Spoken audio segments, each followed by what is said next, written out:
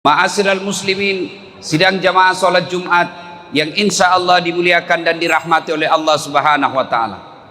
Kurang lebih 1400 tahun yang lalu terjadilah suatu peristiwa yang sangat spektakuler, yang insya Allah kejadian ini hanya sekali sepanjang perjalanan dunia ini.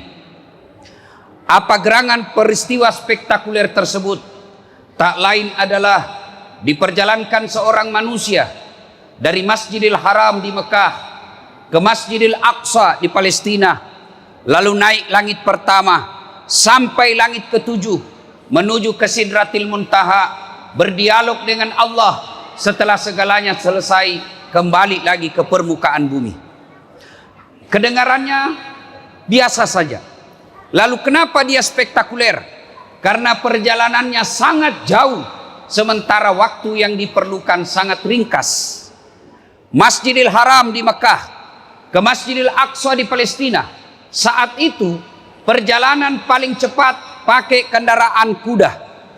Dan berapa lama waktu yang dibutuhkan Makkah Palestina saat itu pakai kuda? 1 bulan, PP 2 bulan. Sementara Nabi menceritakan kejadian Isra Mi'raj ini berangkat bukan 1 malam. Ayat mengatakan lailam, sebagian malam saja. Yang namanya 1 malam dari maghrib sampai subuh. Tapi ini Allah menjelaskan lailam, sebagian malam saja. Dek nagena siwani, tidak cukup 1 malam. Maka mereka tidak percaya. Bahkan Abu Jahal bilang, gila ini Muhammad. Masa dari Masjidil Haram bedek tadi malam, pagi ini ada lagi di sini. Mereka tidak masuk akal. Kenapa? Kejadian itu tidak mungkin bisa terjadi. Ternyata mereka lupa bahwa kejadian Isra Mi'raj itu bukan Muhammad yang punya mau, tapi Allah yang punya mau. Kita simak firman Allah. Bismillahirrahmanirrahim. Subhanalladzi asra bi 'abdihi lailam minal masjidil haram ilal masjidil aqsa alladzi barakna haula linuriyahu min ayatina ila akhiril ayat. Kurang lebih terjemahan ayat ini, Maha suci Allah yang telah memperjalankan hambanya. Apa yang dimaksud memperjalankan? Berarti Allah yang aktif, Nabi Muhammad terima beres. Kalau Allah yang berkehendak, tidak ada yang mustahil. Terima beres. Sama saja saya kasih contoh sederhana. Saya diundang ceramah ke Batu Licin. Saya berangkat jam 8 pagi dari Makassar. Tanpa sepengetahuan saya, ternyata ada semut ikut di kantongku. Jam 8 saya pergi, tiba jam 9, khutbah jam 12, santap siang jam 1, jam 2 balik ke Makassar, jam 3 sebelum jam 4 saya sudah tiba di Makassar. Ternyata semut ini keluar dari kantong dan cerita kepada temannya semut. Saudara-saudara sekalian bangsa semut, baru saja saya pulang dari Batu Licin. Dia bilang semut yang lain, jam berapa kau pergi? Dia bilang tadi pagi, jam 8. Ada mah kau lagi siang di sini? Dia bilang, buktinya kau lihat matok ada di depanmu. Kata semut yang lain, tidak masuk di akal. Kau baru keluar saja dari rumah, dia enjak kau mobil, mati kau, nalepo kau oto. Kata semut, betul yang kau bilang. Kalau saya jalan, ini bukan saya jalan. Saya numpang di kantongnya Ustadz Das'ad, dari rumahnya ke bandara naik mobil, dari bandara ke Batu Licin pesawat, pulang juga begitu. Betul saya tidak pernah tinggalkan kantongnya, tapi betul juga saya datang Batu Licin. Tidak masuk di akal. Semut bisa PP Batu Licin beberapa saat saja. Tapi bukan semut yang jalan. Siapa? Das'ad Latif yang jalan. Dia numpang di kantongnya Das'ad. Begitu mestinya kita memaknai kejadian Isra Mi'raj. Bukan Nabi yang jalan, tapi diperjalankan oleh Allah Subhanahu wa Ta'ala. Inilah kejadian Isra dan Mi'raj yang kita peringati seperti bulan saat ini, bulan Rajab. Selalu diingatkan buat kita Isra dan Mi'raj. Nah, pertanyaan pertama, kenapa Nabi diisrakan? Untuk apa Nabi diperjalankan? Dalam Islam ada 2 tahun yang aneh-aneh namanya. 1, tahun gajah, tahun lahirnya Nabi. Kenapa disebut tahun gajah? Karena ada pasukan gajah yang menghancurkan Ka'bah, dengan izin Allah dihancurkan. Yang kedua, tahun duka cita. Kenapa disebut tahun duka cita? Karena dua orang yang paling mencintai dan dicintai oleh Nabi meninggal pada tahun yang sama. Satu, kakek beliau Abdul Muttalib. Dua, istri beliau Khadijah meninggal pada tahun yang sama. Maka Nabi pada saat itu menyebutnya disebut tahun duka cita. Mestinya wana Nabi tak sedih, Nabi duka cita. Pada saat Nabi berduka, datanglah perintah Allah melalui malaikat Jibril. Jibril, kau jemput kekasihku Muhammad. Saya mau bawa dia jalan-jalan. Saya mau hibur dia. Kemana? Bukan ke Bali. Kemana? Bukan ke Eropa. Kemana? Langsung ketemu dengan Allah Subhanahu wa Ta'ala. Bayangkan, saya saja pernah diundang ceramah ke Istana Wakil Presiden. Bangga saya.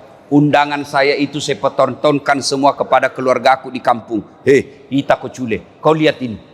Saya diundang ke Istana Wakil Presiden. Baru Istana Wakil Presiden kita sudah bangga. Bagaimana kalau Allah yang mengundang? Allah mengundang malaikat melalui Jibril. Allah mengundang Muhammad. Muhammad, datang kau menghadap kepada Allah. Untuk apa? Nah, ada pertanyaan. Kenapa dari Masjidil Haram ke Masjidil Aqsa? Kenapa mesti ke Masjidil Aqsa? Kenapa tidak dari Masjidil Haram langsung naik ke langit? Kan boros. Dari Mekah bisa langsung ke langit. Dari Madinah bisa langsung ke langit. Kenapa mesti ke Masjidil Aqsa dulu? Kenapa mesti mutar-mutar? Kan bisa dari Mekah langsung ke atas langit. Allah menjawabnya dalam ayat berikutnya. Linuriyahu min ayatina. Untuk memperlihatkan sebagian dari tanda-tanda kebesaran kami. Apa saja yang Allah perlihatkan kepada Nabi? Luar biasa perumpamaan. Nabi pernah melihat ada seorang petani yang menanam satu biji. Menanam satu biji. Hebatnya begitu dia tanam langsung tumbuh. Hebatnya lagi langsung berbuah. Luar biasanya lagi begitu dipetik buahnya muncul buah baru. Petik buahnya muncul buah baru. Subhanallah. Tanam langsung panen. Di kampungku tanam gagal panen. Ini tanam langsung panen. Makutani Nabi tak bertanya Nabi kepada Jibril. Ya Jibril, siapa gerangan itu? Hebat sekali. Tanam langsung panen. Jibril menjawab, itulah umatmu waktu hidup di dunia rajin bersedekah. Membangun masjid, membantu panti asuhan, membantu janda-janda tua, membantu fakir miskin. Itu mereka yang punya lahan tanam langsung tumbuh dan langsung panen. Allah telah menyediakan lahan di dunia. Silahkan ambil lahan-lahan itu. Lahan itu berupa pembangunan masjid. Lahan itu berupa anak yatim. Lahan itu berupa orang miskin. Di masa-masa pandemik seperti ini. Berapa banyak orang di PHK. Berapa banyak orang punya utang-utang online. Kalau Anda mampu, kalau Bapak Ibu mampu, ringankan beban itu. Itulah tanaman yang tidak pernah habis-habisnya. Lalu Nabi lagi ada melihat orang manusia yang kukunya terbuat dari tembaga api neraka. Dia cakar-cakar mukanya. Dia hancurkan mukanya. Dia makan bangkai di depannya. Lalu Nabi bertanya, ya Jibril, siapa itu? Jibril menjawab, itu orang yang suka cerita kejelekannya. Dia yang suka menyebar-nyebar fitnah. Lalu ada lagi Nabi melihat manusia yang pikulnya. Dia ambil beban, dia pikul. Tapi dia tidak mampu. Dia berkata kalau bahasa Indonesia, beratnya. Tapi dia tambah lagi. Beratnya, dia tambah lagi. Dia bilang berat sekali, tapi dia tambah. Nabi bertanya, Jibril siapa itu? Dia tahu berat tapi dia tambah bebannya. Dia tahu sendiri berat tapi dia tambahnya lagi. Kata Jibril, itulah umatmu yang diberikan beban pikul, diberikan amanah tapi dia tidak mampu memikulnya. Dia tahu tidak mampu jadi wali kota tapi dia jadi wali kota. Dia tahu tidak mampu jadi gubernur, dia jadikan gubernur. Itulah orang-orang yang tidak mampu memikul beban yang diberikannya. Amanah yang diberikan, dia tidak mampu memikulnya. Banyak yang dilihat oleh Nabi tapi waktu terbatas. Naiklah Nabi. Langit pertama, langit kedua, langit ketiga, sampai langit ketujuh. Menuju ke Sidratil Muntaha. Sidratil Muntaha menuju ke Mustawa. Ketika sampai di Mustawa, malaikat Jibril berkata, ya Muhammad, saya tidak bisa masuk area ini. Kamu saja yang diizinkan Allah. Kalau saya masuk wilayah ini, hangus tubuhku. Tidak bisa kami masuk ini. Ini wilayah khusus. Kamu saja yang masuk. Temani saya Jibril. Jibril menjawab, tidak bisa, kalau saya masuk daerah ini, hangus saya punya tubuh. Masuklah Nabi. Begitu Nabi masuk, dengar jawaban kedengaran salam dari Allah. Assalamu alayka ayyuhan nabiyyu wa rahmatullahi wa barakatuh. Assalamu alayna wa ala ibadillahi salihin. Itulah yang kita baca ketika kita tahiyat, dialog antara Allah dengan Rasulullah Muhammad sallallahu alaihi wasallam. Maka Bapak ketika baca tahiyat jangan buru-buru. Jangan cepat-cepat. Kenapa? Di situ terjadi dialog antara Allah dengan hambanya. Jangan tahiyat barakatuh, assalamualaikum, assalamualaikum. Ini namanya dialog. Dialog, saya bicara, Bapak dengar. Bapak bicara, saya dengar. Itu namanya dialog. Kalau Bapak bicara, saya juga bicara, itu namanya bertengkar. Solat itu dialog antara Allah dengan hambanya. Maka ketika solat, tartil, bacaan-bacaan solatmu, jangan kau buru-buru. Orang saya tanya, kenapa cepat sekali? Kau solat duhur tidak cukup 2 menit. Apa dia bilang? Kan saya sudah hafal Ustaz. Dari kecil saya solat, saya sudah hafal mati bacaannya. Kalau hafal saja kau cuma bilang begini, Allahu Akbar, Tuhan bacaannya sama kemarin, Assalamualaikum warahmatullahi. Selesai.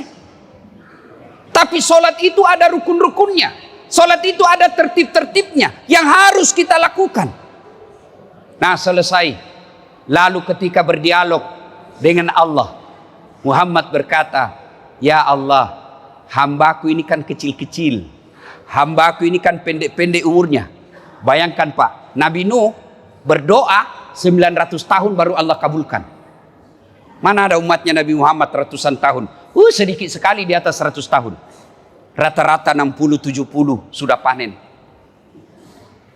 Maka Nabi berkata, ya Allah, umatku ini pendek umurnya, kecil-kecil pula. Kasih kami keistimewaan.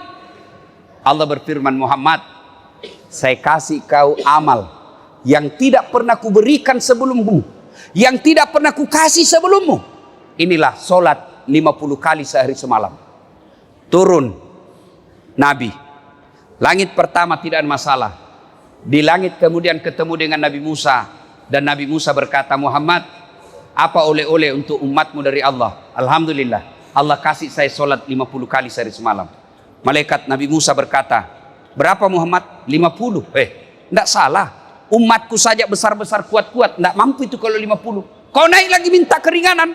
Nabi naik, dikurangi 5. Turun, kata Nabi Musa, masih banyak, naik lagi, dikurangi 5. Masih banyak, naik lagi, mondar-mandir. Setiap kali naik dikurangi 5, terakhir tinggal 5. Nabi Musa berkata, masih banyak bos. Kalau bahasa kita, masih banyak itu. Di sini kelihatan cerdasnya Nabi. Kata Nabi, setiap kali saya naik 5 kali kurang. Sekarang tinggal 5. Kalau saya naik lagi, tidak ada yang bisa dapat. Sebentar Muhammad, Musa, nanti kita lihat. Ternyata apa yang dicemarkan Nabi Musa betul adanya. Sekarang saja yang tinggal 5 Pak. Masih ada yang hari Jumat saja datang. Itu pun paling terlambat datang, paling cepat pulang. Orang khotbah dia tidur. Bagaimana kalau jadi 50 Pak? Tidak ada waktu lagi menjadi penambang. Bagaimana seandainya jadi 50 kali sehari semalam? Tidak ada lagi waktu untuk dagang. Keluar rumah, hayya ala salat. Salat lagi, tunggu dulu, masuk lagi. Begitu keluar mau naik mobil, hayya alal falah, salat lagi. Alhamdulillah tinggal 5. Maka jangan sampai Bapak alaikan ini 5. Panjang perjalanan. Pulang Nabi. Dikisahkan kepada kaum Makkah waktu itu. Ayuhan nas, wahai penduduk Makkah, baru saja saya pulang dari Masjidil Aqsa. Wah, tidak ada yang percaya. Bahkan Abu Jahal pidato. Saudara-saudara sekalian bangsa Arab, inikah Muhammad yang kau percaya sebagai Nabi? Ternyata dia orang bohong, sudah gila. Katanya dia dari Masjidil Aqsa tadi malam, hari ini sudah ada di Mekah. Tidak masuk di akal. Begitu juga kita. Diceritakan tentang sholat. Masih ada yang berkata, tidak usah. Saudaraku, hikmah terpenting dari cerita ini. Nabi ada masalah. Meninggal istri beliau. Sampai beliau berduka. Allah tidak kasih perintah puasa. Allah tidak kasih perintah haji. Allah tidak perintah zakat, tapi Allah perintahkan apa? Masam pajakku, solat kau. Ada masalahmu, berduka, lagi sedih, ada masalah, Allah sampaikan, ista'inu bisabri wassalah, sabar. Jadi bapak-bapak, kenapa usaha saya selalu susah? Kenapa saya sudah 20 tahun merantau ke Batu Licin, kerja tapi sampai sekarang tidak bisa selesai urusan saya, tidak bisa bayar utang, rumah tidak bisa, masih kontra-kontra sampai sekarang. Tidak usah cari kambing hitam, koreksi bagaimana sholatmu. Kalau sholat baik, insya Allah kecil buat Allah. Buktinya, tidak masuk akal perjalanan Masjidil Haram ke Masjidil Aqsa, naik ke langit, tidak masuk akal, bisa terjadi dalam waktu beberapa saat saja. Tapi kalau Allah yang terjadi, kecil. Bagaimana caranya Ustadz? Kita ini hanya pegawai-pegawai, mana bisa naik haji? Itu menurutmu. Tapi menurut Allah ada cara lain. Allah kasih. Bagaimana caranya? Jangan pikir bagaimana caranya. Allah yang pikirkan caranya. Allah cuma minta dekati saya. Bagaimana cara dekati Allah? Salah satu yang paling baik, tunaikan sholatmu dengan baik. Orang kaya dekati Allah dengan sedekah. Orang miskin dekati Allah dengan bersabar. Pejabat dekati Allah dengan jabatannya. Silahkan dekati Allah dengan caramu masing-masing. Dan itu lakukan dengan istiqamah, teguh pendirian dan tidak pernah putus-putus. Sidang Jumat yang saya muliakan, kisah Isra Mi'raj terlalu populer di antara kita. Bahkan tiap tahun kita dengar. Tapi semua itu tidak ada guna kalau pulang nanti tetap mengabaikan sholat. Makna terpenting, mari sholat. Kalau sholat kita tidak ada, bahasanya kalau di Makassar, Dasaat, ini puasamu. 40 tahun tidak pernah lepas. Ini hajimu 2 kali, umroh 4 kali. Ini kau bangun masjid, ini sedekahmu, ini silaturahmimu. Mana kuncinya? Mana kuncinya? Apa kuncinya? As-salatu miftahul jannah. Salat itu kuncinya surga. Tidak ada kuncinya, tidak ada semua amalmu. Maka semua amal-amal dihapus. Semua ibadah-ibadah kebaikan hapus. Kenapa? Tidak ada passwordnya untuk masuk mengambilnya. Mudah-mudahan selesai khutbah Jumat ini, mari kita koreksi salat kita masing-masing. Yang sudah baik salatnya jangan puas sampai di situ. Tingkatkan dengan salat-salat sunnah. Yang sudah baik salat-salat sunnahnya jangan cukup sampai di situ. Hidupkan salat jamaah. Kalau tidak bisa 5 waktu, adalah salat jamaah kita sekali 2 kali. Kalau tidak bisa di masjid, jamaah dengan teman perjalanan kita. Semoga ada manfaat, lebih dan kurangnya mohon dimaafkan. Barakallahu li wa lakum wa izzaizil mu'minin. Innahu huwal ghafurur rahim.